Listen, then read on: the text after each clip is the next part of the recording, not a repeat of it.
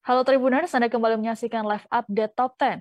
10 informasi menarik yang jadi sorotan publik sudah kami siapkan untuk Anda. Bersama saya Siska Mawaski, kita jelang live update Top 10 selengkapnya. Kita ke informasi pertama Tribuners. Menteri Pertahanan Prabowo Subianto menempati posisi teratas dalam survei tingkat elektabilitas tokoh yang dilakukan oleh Litbang Kompas. Menanggapi survei ini, Partai Gerindra menyatakan bahwa rakyat sudah cerdas. Wakil Ketua Umum Gerindra, Habibur Rahman, berujar hasil ini merupakan buah dari gaya Prabowo yang tanpa gimmick atau pencitraan. Hal inilah yang menarik perhatian masyarakat. Tak hanya itu, Habibur Rahman juga mengklaim dengan bergabungnya Prabowo ke Kabinet Jokowi Maruf juga mendapat apresiasi.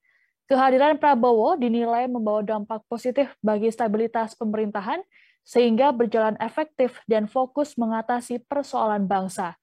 Dengan kondisi ini, maka Habibur Rahman yakin Prabowo bersedia maju lagi sebagai calon presiden. Untuk diketahui, dalam survei yang dilakukan Litbang Kompas pada 17 hingga 30 Januari 2022, ada 3 nama yang menempati posisi teratas. Selain Prabowo yang mendapat 26,5%, juga ada Gubernur Jawa Tengah Ganjar Pranowo dan Gubernur DKI Jakarta Anies Baswedan. Keduanya masing-masing mendapat 20,5% dan 14,2%. Elektabilitas ketiganya tercatat meningkat dibanding survei serupa yang digelar pada 2021. Dalam survei ini sejumlah nama juga masuk. Sebut saja Sandiaga Uno, Agus Harimurti Yudhoyono, Basuki Cahayapurnama hingga Andika Perkasa. Tokoh yang menempati posisi terbawah yakni Ketua DPR RI Puan Maharani dengan jumlah kurang dari 1%, yakni 0,6%.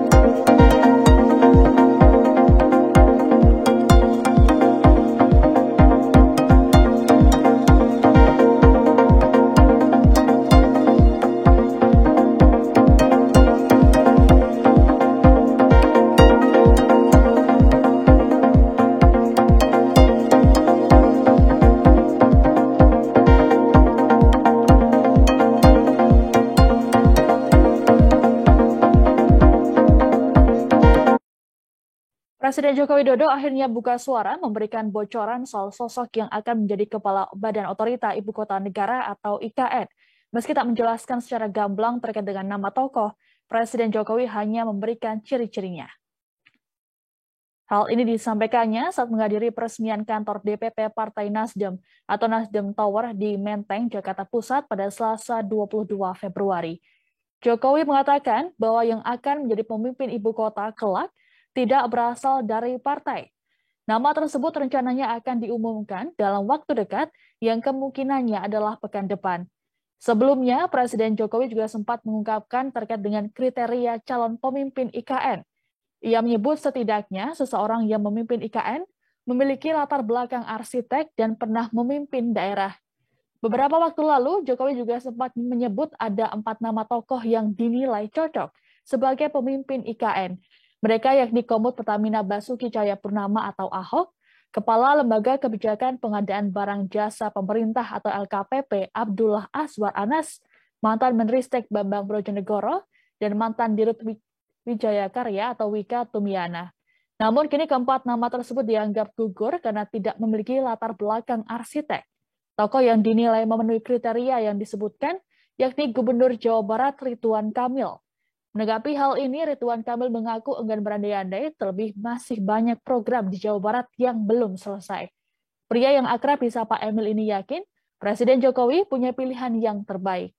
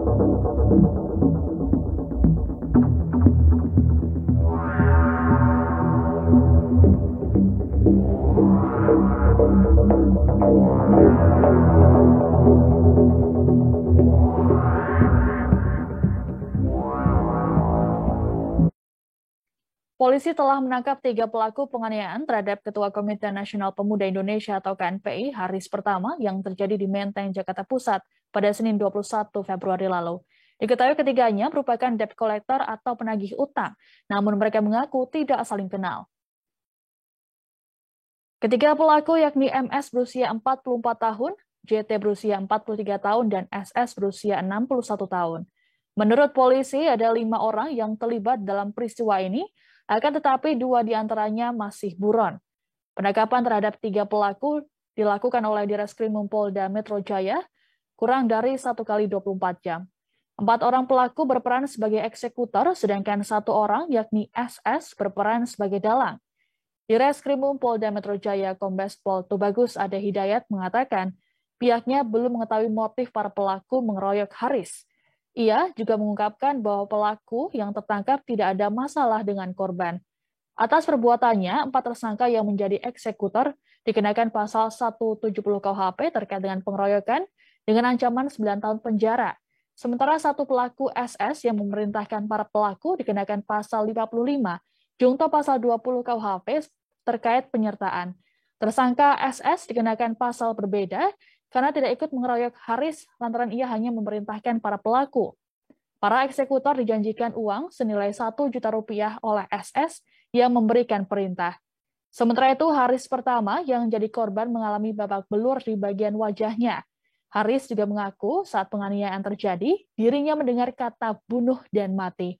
Saat ini polisi masih terus mendalami soal kasus ini. Rekan-rekan sekalian, tadi ada pertanyaan apa motivasinya, apakah keterkaitannya dengan Kongres DPP KNPI dan lain sebagainya. Jujur, pada pertemuan rilis sekarang, hal itu masih perlu dilakukan pendalaman lebih lanjut. Karena fakta awalnya hanya ada seseorang atas nama Haris Pratama yang juga menjabat sebagai ketua DPP KNPI dipukul atau dikerubutin atau dikeroyok oleh 4 orang. Dari 4 orang yang melakukan pengeroyokan tersebut, 2 diantaranya sudah kita amankan. Berarti tinggal 2 lagi eksekutornya. Ternyata hasil pengembangan dari penangkapan 2 orang tersebut, terdapatlah 1 orang lagi yang kita duga kuat. Dan kita sudah tetapkan sebagai tersangka, dimasukkan kepada 55/170. 55 artinya dia yang diduga kuat menyuruh melakukan ini. Dasarnya adalah kenapa motivasinya harus ada ke belakang, karena jujur di antara mereka tidak saling mengenal. Mengetahui ya, memberikan dukungan ya, tetapi tidak ada masalah sampai sejauh ini dari para tersangka yang sudah diamankan dengan. Kesorotan lainnya Tribuners, kasus dugaan penimbunan minyak goreng dalam jumlah besar kembali terjadi. Kali ini dilakukan oleh pasangan suami istri di sebuah perumahan di Kecamatan Walantaka, Kota Serang, Banten. Saat penggerebekan, polisi menemukan sebanyak 9.600 liter minyak goreng ditimbun. Selain mengamankan pasutik berinisial AH dan RS, polisi juga mengamankan 3 orang lainnya yang merupakan pembeli. Kapolres Serang Kota AKBP Maruli Hutapea mengatakan, Kasus dugaan penimbunan minyak goreng ini terungkap dari adanya laporan warga. Tim Satreskrim Polres Serang kemudian melakukan penyelidikan dan mendalami laporan tersebut. Alhasil pada Selasa 22 Februari malam, polisi berhasil membongkar dan mengamankan barang bukti serta 5 orang terduga pelaku. Minyak goreng dalam kemasan botol dan saset itu disimpan dalam rumah yang dijadikan sebagai gudang. Ada dugaan bahwa pelaku menjual minyak goreng tersebut di atas harga eceran tertinggi atau HET. Penimbunan dilakukan dalam kurun waktu seminggu. Dari informasi terbaru, Pak Sutri tersebut telah ditetapkan sebagai tersangka. Atas perbuatannya, pelaku akan dijerat dengan Undang-Undang Perdagangan, Undang-Undang Pangan, dan Undang-Undang Perlindungan Konsumen.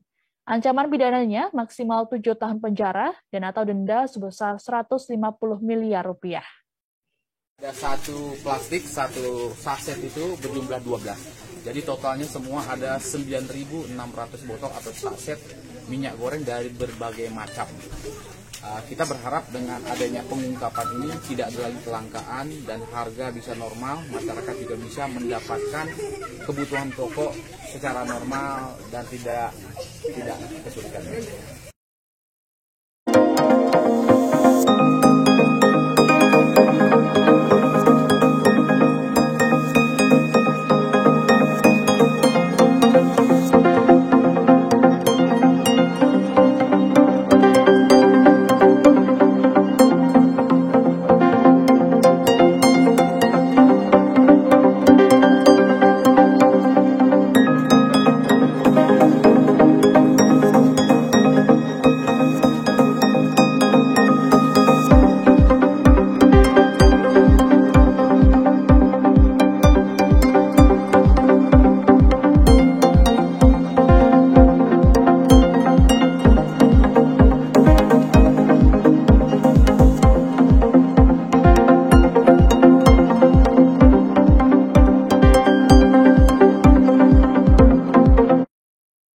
Sebanyak 2 orang ditetapkan sebagai tersangka atas tewasnya seorang wanita di kamar hotel di Mangga Besar, Taman Sari, Jakarta Barat pada Minggu 20 Februari lalu. Keduanya diketahui melakukan suntik filler payudara terhadap korban berinisial RCD tersebut. Para pelaku masing-masing berinisial ER yang merupakan transpuan dan seorang pria berinisial AA yang memiliki perannya masing-masing. Polisi mengatakan ER berperan menyuntikkan silikon cair ke payudara RCD, sedangkan AA bertugas membeli silikon tersebut. Korban RCD diketahui merupakan pekerja seks komersial atau PSK di wilayah Jakarta. Polisi kemudian berencana akan membongkar makam RCD untuk melakukan autopsi. Pasalnya, setelah tewas, keluarga sempat menolak untuk dilakukan autopsi dan langsung menguburkannya. Polisi lantas melakukan upaya pendekatan pada keluarga dan berhasil. Upaya autopsi ini untuk memastikan apakah RCD tewas karena suntik filler atau bukan. Terkait kasus ini, polisi membuka pintu kepada siapapun yang pernah merasa dirugikan atas tindakan suntik filler ilegal ini. Dari keterangannya, memang dia sudah melakukan praktek cukup lama tadi dari keterangan. Dari tahun 2004 dia sudah melakukan. Dan yang kita tahu baru Indi yang sebagai korban. Berarti dia bukan dokter atau bukan, Pak? Bukan. Dia bukan dokter dan dia juga tidak ada sertifikasi khusus untuk melakukan kegiatan tersebut. Pak Kapolsek. Jadi bisa dikatakan gadungan atau seperti apa Pak Kapolsek? Kalau bahasa kita ya tidak memiliki izin. Ilegal berarti? Ya, tidak memiliki izin ataupun tidak berwenang melakukan hal tersebut. Pak Kapolsek, ini korban yang suntik pertama atau sebelumnya sudah pernah melakukan hal yang serupa dengan pelaku, Pak? Dulu sudah pernah, namun yang saat ini suntik kedua, mungkin pas suntik kedua ini diduga adanya kebocoran sehingga adanya korban di hotel sampai kita temukan di hotel tersebut. Kesorotan lainnya Tribuners, aksi bejat dilakukan oleh seorang guru ngaji di Tegal, Jawa Tengah yang tega mencabuli 2 santriwatinya. Mirisnya, pelaku mengaku bahwa aksinya itu didasari rasa sayangnya. Pelaku bernama Munasib berusia 53 tahun merupakan guru ngaji di sebuah pondok pesantren yang berada di Kecamatan Bumi Jawa, Kabupaten Tegal. Wakapolres Tegal, Kompol Didi Dewantoro mengungkapkan Aksi pencabulan ini sudah berlangsung sejak September 2021 lalu.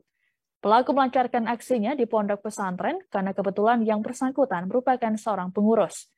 Didi mengatakan pelaku mengajak korban mengaji di luar jam yang ditentukan, kemudian melancarkan aksinya.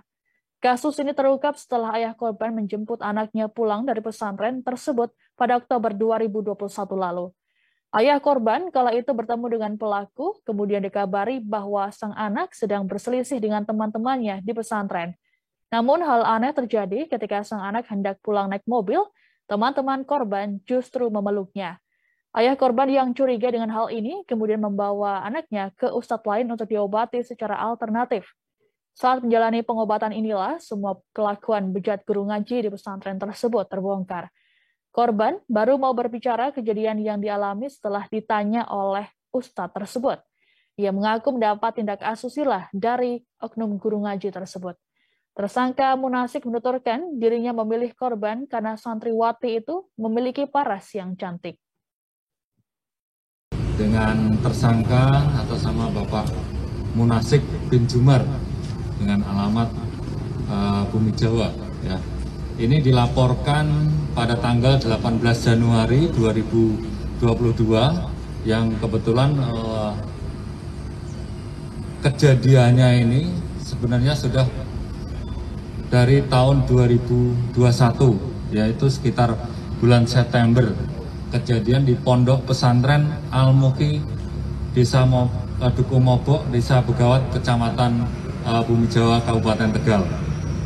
Jadi modus tersangka ini, Pak Munasik ini, melampiaskan hasrat seksualnya kepada santriwati yang dirasa mempunyai paras cantik. Jadi dia mengajak ngaji di luar jam yang telah ditentukan. Dengan seperti itu dia bisa melakukan perbuatan cabul terhadap santrinya.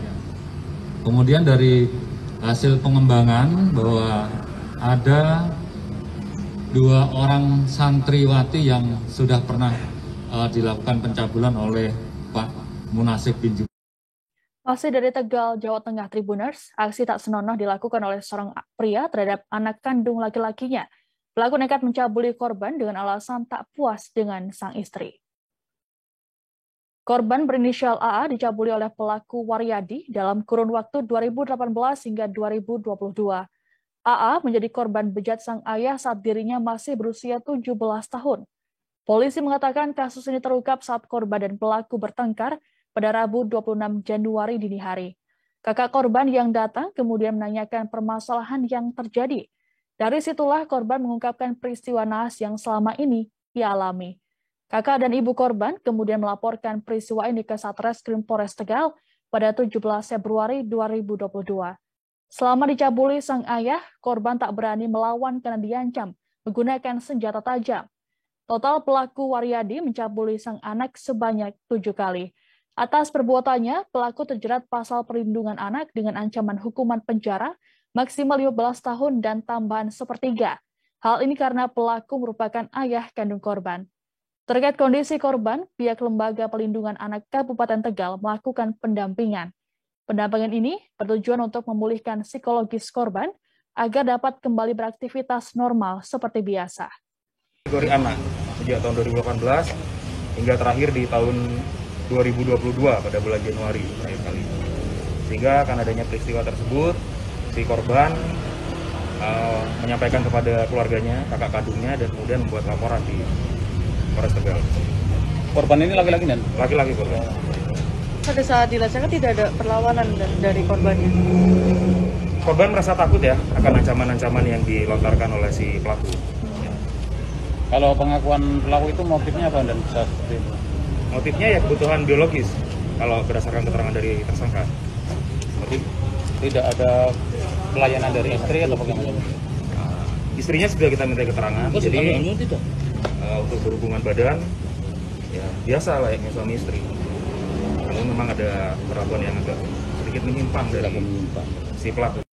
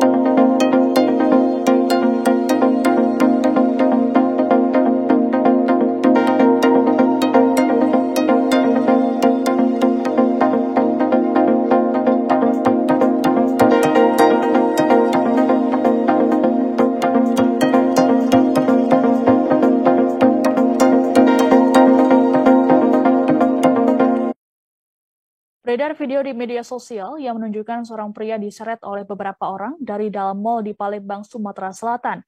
Belakangan diketahui bahwa pria yang diseret tersebut adalah anggota polisi bernama Rehen yang bertugas di Polres Pali, Sumatera Selatan. Sedangkan sejumlah orang tersebut adalah debt collector atau penagih utang. Dalam video tersebut terdengar suara kepanikan dari seorang wanita yang berupaya meminta tolong. Aksi para debt collector ini pun berhenti ketika sampai di depan pintu masuk mal. Terkait dengan peristiwa ini, Rehan langsung membuat laporan resmi ke Polda Sumatera Selatan. Peristiwa ini bermula ketika Rehan datang ke Mall Palembang Icon dengan meminjam mobil Honda Mobilio milik temannya. Naas para debt collector tersebut langsung membawa mobil dengan alasan menunggak angsuran. Korban pun berupaya mempertahankan mobil karena kendaraan itu milik temannya. Menurut Rehan, 9 orang pelaku yang menemuinya menolak untuk menelpon pemilik mobil yang ia maksud, sehingga terjadi keributan di antara mereka. Terpisah, Kabid Humas Polda Sumatera Selatan Kombes Pol Supriyadi menjelaskan, laporan anggota polisi yang diduga dikeroyok debt collector tersebut telah diterima dan kini sedang dilakukan tindak lanjut. Supriyadi menjelaskan pada dasarnya pemegang wewenang yang bisa menarik kendaraan dari tangan pemilik adalah pihak leasing. Namun tindakan itu harus dilakukan sesuai dengan aturan yang berlaku, di antaranya putusan dari pengadilan. Sementara itu, sejumlah orang yang mengatasnamakan perwakilan dari PT Mata Elang Sumatera atau MES selaku penagih juga sempat mendatangi Bitpropam Polda Sumsel untuk membuat laporan. Namun laporan itu urung dibuat karena kurangnya persyaratan. Nah, kita akan lihat perkembangan nanti kalau apa penyebab daripada masyarakat melakukan pengeroyokan. Kan ini harus dicek juga, harus dilihat juga. Kalau memang ternyata terjadi kesalahan oleh yang bersangkutan, ya dia kan bertanggung jawab. Tapi kalau memang ada penghasutan dan lain sebagainya, ya bisa diproses. Kan ada namanya kan pasal 170 pasal pengeroyokan. Jadi kita lihat kasuistisnya. Ya. Berkaca dengan kasus ini, imbauan kita kepada anggota sendiri. Kita kepada anggota bahwa sudah jelas bahwa yang punya kewenangan menarik adalah pihak dari leasing sesuai dengan aturan yang berlaku ya. Jadi ada namanya jaminan fidusia. Jadi pemilik kendaraan juga masih punya hak yang sama. Jadi setelah melalui putusan pengadilan baru bisa ditarik oleh yang bersangkutan. Bocah penderita tumor tulang kaki yang dibantu oleh Kapolri Jenderal Listio Sigit akhirnya diputuskan untuk menjalani amputasi. Proses amputasi dipilih karena kondisi tumor yang semakin parah. Dokter melakukan tindakan amputasi pada tungkai kaki sampai pangkal paha bocah bernama Sinta Aulia. Operasi dilakukan di Rumah Sakit Polri Kramat Jati, Jakarta Timur pada Rabu 23 Februari, terhitung sejak pukul 10.40 WIB hingga 12.30 WIB. Pasca operasi, Sinta Aulia pun ditempatkan di ruang VVIP Rumah Sakit Polri Kramat Jati. Untuk proses kesembuhannya, Sinta Aulia juga akan diawasi secara ketat oleh tim dokter. Konsultan Rumah Sakit Cipto Mangunkusumo atau RSCM Ahmad Fauzi Kamal menyampaikan amputasi merupakan jalan terakhir yang dipilih oleh tim dokter gabungan lantaran tumor yang dialami pasien telah semakin besar. Dari hasil pemeriksaan tim dokter gabungan, Sinta menderita osteosarkoma atau kanker tulang. Penyakit ini menyebar secara cepat hanya dalam hitungan minggu dan bulan. Nantinya, bocah asal Rembang, Jawa Tengah ini akan mendapatkan kaki palsu. Pemasangan kaki palsu terhitung sejak 3 bulan pasca operasi. Sebelum memiliki kaki palsu, Sinta akan berlatih duduk untuk membantunya membiasakan diri memakai kursi roda. Sehingga kemo juga bisa berjalan 3 kali sesuai rencana. Kadang-kadang kemo itu bisa punya dampak HB-nya turun, sehingga harus ditunda. Tetapi lazimnya, sekali lagi lazimnya, kalau tidak ada halangan, tidak ada penyulit, maka dari satu kemo ke kemo lain itu akan diberikan dalam periode 3 sampai dengan 4 minggu. Jadi kita berharap 3 bulan dari sekarang itu sudah 3 minggu, 4 bulan dari sekarang itu seluruh rangkaian pengobatan sudah rampung. Mudah-mudahan Ananda Sinta juga bisa survive dengan pengobatan kemonya, sehingga kalau pada orang dewasa itu biasanya dipertimbangkan penggunaan kaki palsu itu adalah setelah 3 bulan. Jadi setelah lukanya matang, bagus, siap, itu 3 bulan. Tapi mungkin pada Ananda Sinta nanti kita lihat, karena Ananda juga masih anak-anak, masih panjang perjalanannya, tentu kita lihat nanti dalam 3 bulan ke depan. Seorang ibu hamil tersangka penganiayaan di Palembang, Sumatera Selatan tak jadi dipenjara setelah dirinya dimaafkan oleh korbannya. Atas keputusan ini, wanita berinisial F tersebut kemudian langsung sujud syukur dan tak kuasa menahan tangis. Dengan berlinang air mata, F meminta maaf kepada korban yang merupakan tetangganya. Kepala Seksi Pidana Umum Kejaksaan Negeri Palembang, Agung Ari Kesuma menjelaskan penyelesaian kasus ini dengan restoratif justice. Keadilan restoratif dilakukan setelah adanya kesepakatan damai antara korban dan pelaku. Menurut Agung, keadilan restoratif ini bisa dilakukan karena tersangka baru pertama kali melakukan tindak pidana yang ancaman pidananya tidak lebih dari 5 tahun penjara serta kerugian di bawah 2,5 juta rupiah. Ada pula pertimbangan lain, yakni saat ini tersangka sedang mengandung 5 bulan. Agung berujar setelah menganiaya korban, sebenarnya tersangka memiliki etikat baik untuk berdamai. Saat itu, F memberikan uang sebesar 1 juta rupiah kepada R untuk biaya perawatan. Penganiayaan yang dilakukan oleh F terhadap korban dipicu perselisihan antara keduanya. Dengan kejadian ini, Agung berharap dapat menjadi pelajaran bagi masyarakat agar tidak bertindak melawan hukum. Ia juga meminta warga agar tak mudah tersulut emosi, terlebih terhadap tetangga sendiri. Saya sangat berterima kasih atas kebaikan Bapak Jaksa. Karena saya sudah kembali kepada keluarga dan anak-anak saya. Cuma itu aja. Nah, pasti lebih lega seperti itu ya, Bu ya. Sangat bersyukur sekali gitu.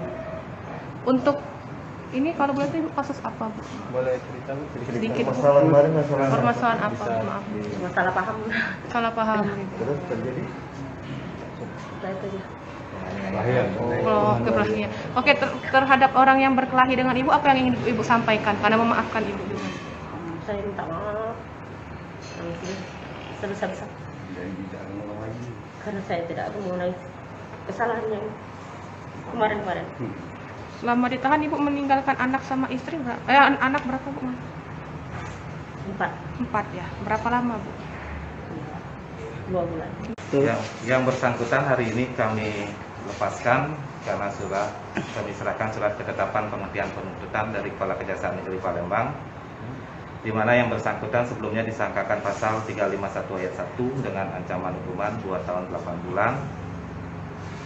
Restoratif justice ini mengembalikan keadaan seperti semula, di mana hubungan keluarga bertetangga antara korban dan saksi menjadi pulih kembali. Yang kedua adalah posisi tersangka atau terdakwa saat ini sedang mengandung 5 bulan. Jadi alasan itulah si korban sebagai sesama wanita merasa hibah dan memaafkan perbuatan tersangka.